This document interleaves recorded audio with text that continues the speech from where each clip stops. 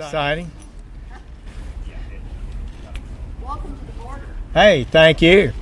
Good morning. It's a pleasure for me to be with you, and I want to thank our superb, brave men and women of the Customs and Border Protection for their hospitality. There are ICE officers, our HSI officers who work every day to restore a lawful system of immigration that we can be proud of. I appreciate Secretary Kelly for his leadership and his willingness to have his people host me today. I appreciate that, and all of Homeland Security. Our men and women who are securing our border are making astounding progress. Here, along our nation's southwest border, is ground zero in the fight. Here, under the Arizona sun, ranchers work each day to make an honest living, and law-abiding citizens seek to provide for their families.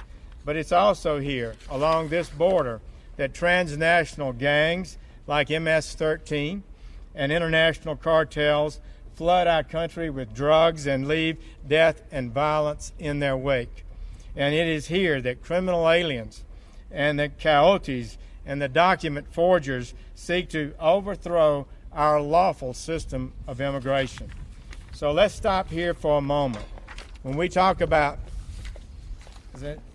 MS-13 and the cartels, what do we mean?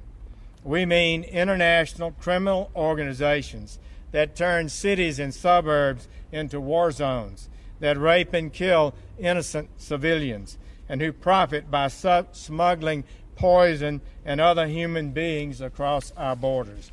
Depravity and violence are their calling cards, including brutal machete attacks, even beheadings. They threaten the very integrity of our nations in our hemisphere. It is here on this sliver of land, on this border, where we first stake our stand. It is a direct threat to our legal system and to our peace and prosperity. In this fight, I'm here to tell you, the brave men and women of the Customs and Border Protection, we hear you. We hear your concerns. We have your back.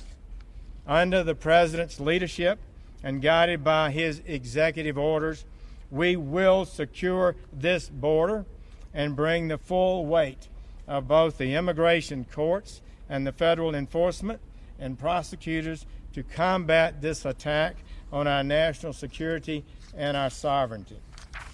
As all know, the President has made this a priority, and already we're seeing results. From January to February of this year, illegal crossings dropped by 40%, which was an unprecedented drop.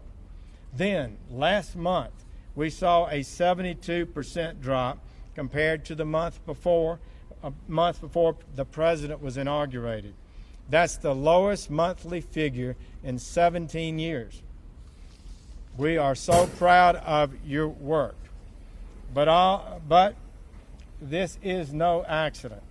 This is what happens when you have a president who understands the threat, who is not afraid to publicly identify the threat and to stand up to it, and who makes clear to law enforcement that the leadership of their country finally has their back, and tells the whole world that the illegality is over. And together, we will further drastically reduce the danger posed by criminal aliens, gang members, and cartel henchmen. To that end, the President, Secretary Kelly, and I want to do our best to arm you with the support of our prosecutors and partner with you with more tools in your fight against criminal aliens. The battle is far from over. We must follow up on the successes we've had so far, and here on the border, we will do so. So today, I'm pleased to stand with you, our law enforcement officers, and to announce new guidance regarding our commitment at the Department of Justice to criminal enforcement of our immigration laws. And as we speak, I am issuing a document to all federal prosecutors that mandates the prioritization of these immigration enforcement. Starting today, federal prosecutors are now required to consider for prosecution all of the following offenses, often not prosecuted in the past. The transportation and harboring of aliens. As you know too well, this is a booming business. No more. We're going to shut down and jail those who've been profiting from this lawlessness. Smuggling gang members across the border, helping convicted criminals re-enter the country, and preying on those who don't know how dangerous and costly this journey can be. Further, where an alien has unlawfully entered the country, which is a misdemeanor, that alien will now be charged with a felony if they unlawfully enter or attempt to enter a second time and certain aggravating circumstances are present. Also, aliens that illegally re-enter the country after prior removal will be referred for felony prosecution, and priority will be given to such offenses, especially where indicators of gang or cartel affiliation or risk to public safety, drug smuggling, or criminal history are present.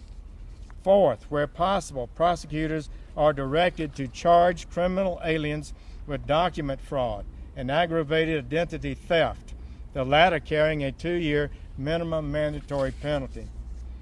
Finally, and perhaps most importantly, I have directed that all 94 United States Attorney's offices make the prosecution of assaults on federal officers a priority. Assaults on you as you go about doing your duties. If someone dares to assault one of our folks in the line of duty, they will do federal time for it. You're very often away from backup, out in dangerous areas, and the smugglers and the drug dealers need to know that we will not tolerate any attacks on our federal officers. To ensure that these priorities are implemented,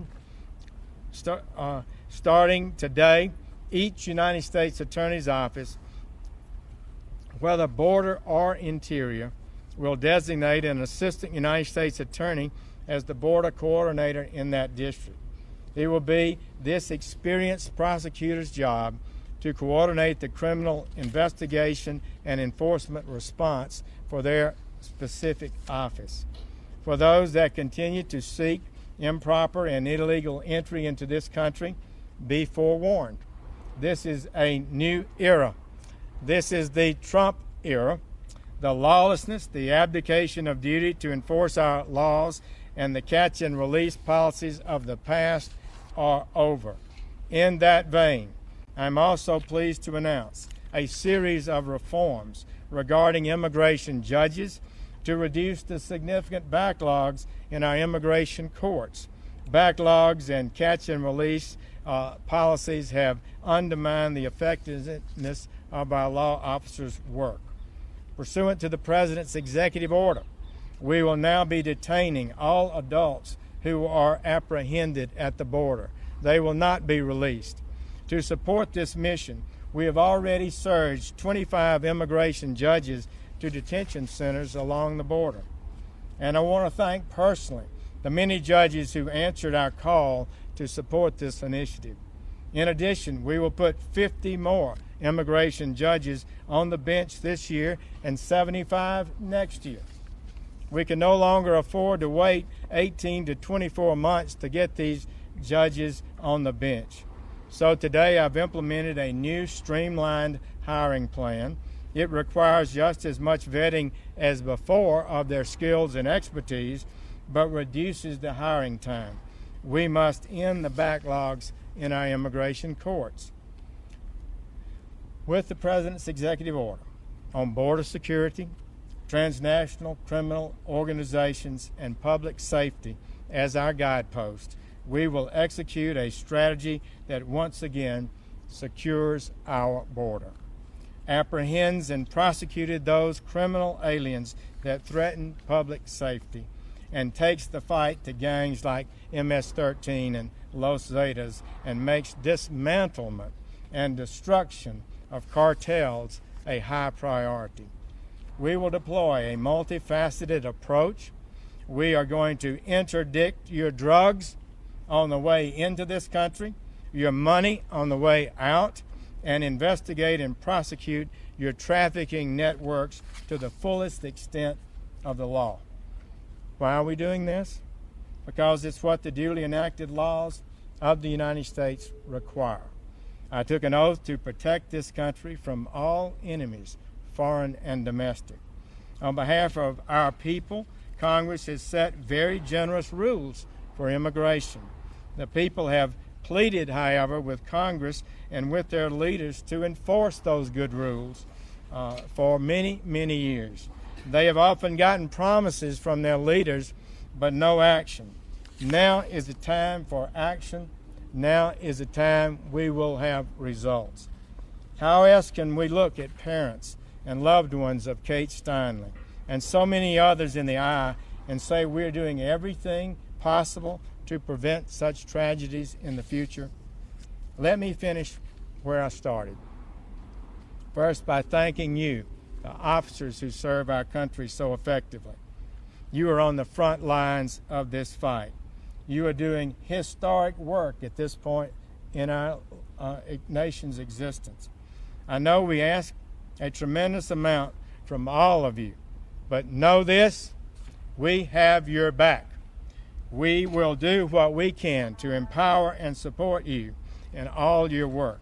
We will establish a system of immigration that serves the national interest, one that we can be proud of, one that is lawful.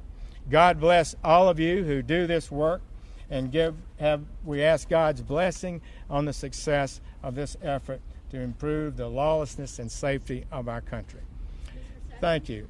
Nancy Montoya with PBS. Hey, Nancy. Hi, I've covered the border for 30 years, traveling back and forth.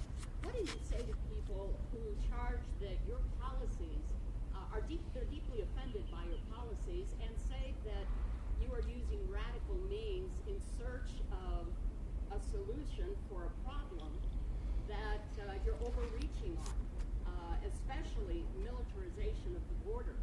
People live on this border. People work on this border. Why would you talk to people who actually live and work on the border instead of just Border Patrol and CBP?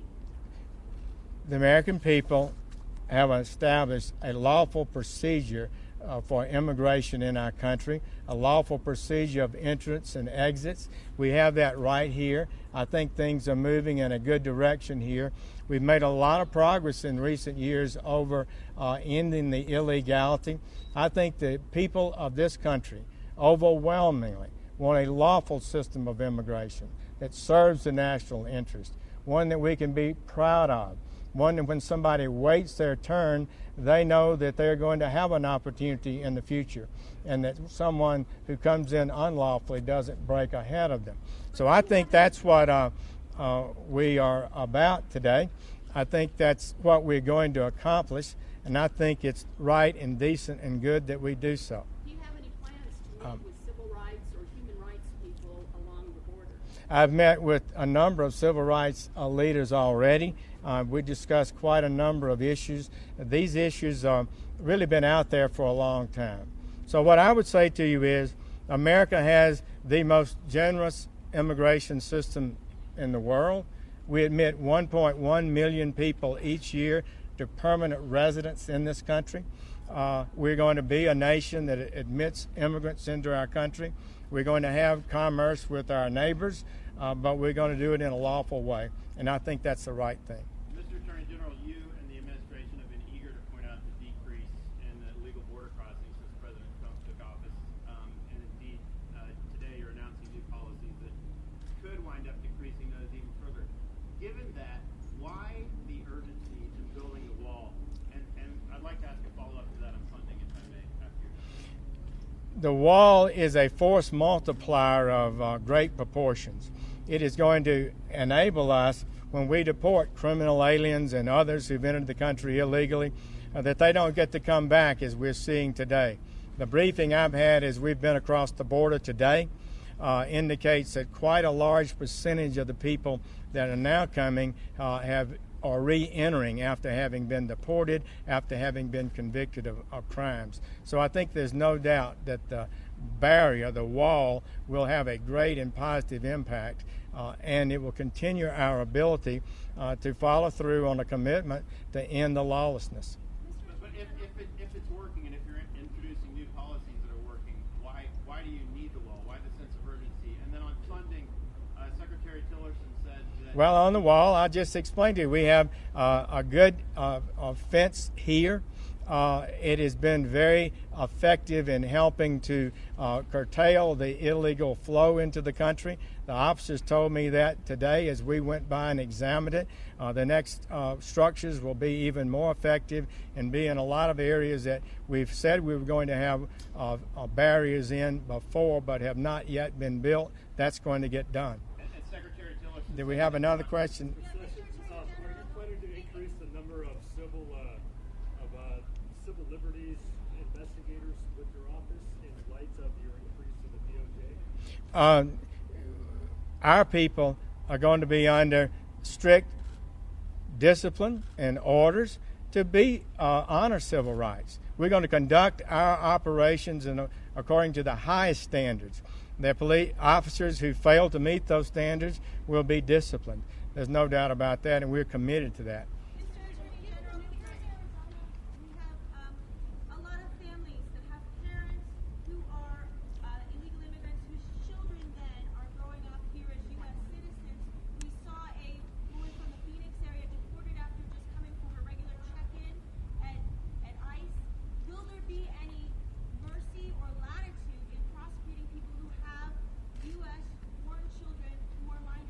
We want everybody to comply with the law, and because a child or a family member enters the United States lawfully doesn't mean that others can enter the country unlawfully. So we do have that challenge. We want people to understand that they're not entitled to enter unlawfully. We want the people to know that the laws will be followed, and hopefully if we send this message that's already seeming to have an impact, we'll be able to return to the kind of system that we can be proud of, that validates the people. Thank you all. It's good to be with you. Take care.